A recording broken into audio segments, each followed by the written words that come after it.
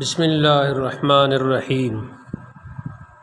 شیخ Saadi لکھتے ہیں، میں نے سنا کہ کسی بادشاہ نے ایک قیدی کے قتل کا حکم دیا۔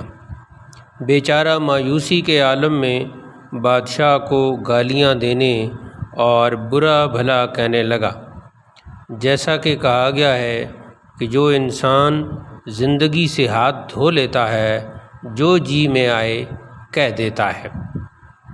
جب صلح کرنے یا بھاگ نکلنے کی کوئی گنجائش نہیں رہتی تو مجبور ہو کر آدمی تلوار کی تیز دھار کو ہاتھ سے تھام لیتا ہے۔ مایوس انسان کی زبان قابو میں نہیں رہتی، جس طرح بلی جب مغلوب ہو جاتی ہے تو کتے پر حملہ کر دیتی ہے۔ بادشاہ نے پوچھا کہ یہ کیا کہتا ہے؟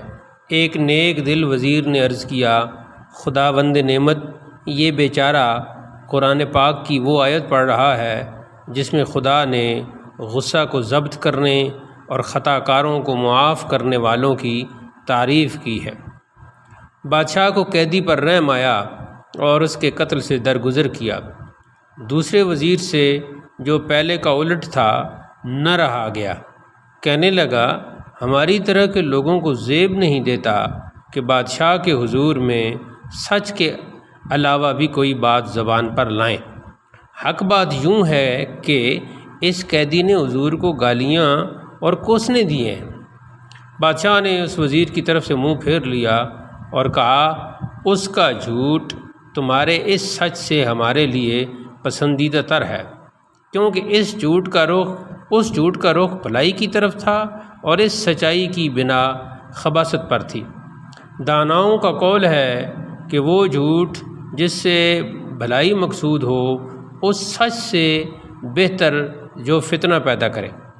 جس شخص کے کہے پر بادشاہ عمل پیرا ہو جائے، وہ اگر اسے نیک رائے نہ دے تو صد حیف ہے۔ فریدون بادشاہ کے محل کی محراب پر لکھا ہوا تھا، اے بھائی، دنیا کسی سے وفا نہیں کرتی، پس بہتر یہی ہے کہ اپنے خالق حقیقی سے لو لگا۔ دنیا کی سرداری اور بادشاہت پر بھروسہ مت کر، اس نے تجھ ایسے کتنوں کو اپنی آغوش میں پالا اور پھر خود ہی انہیں مار ڈالا۔ جب جان پاک یعنی روح نے جسم کو چھوڑنے کا ارادہ کر ہی لیا تو پھر تخت یا فرش خاک پر مرنا ایک برابر ہے۔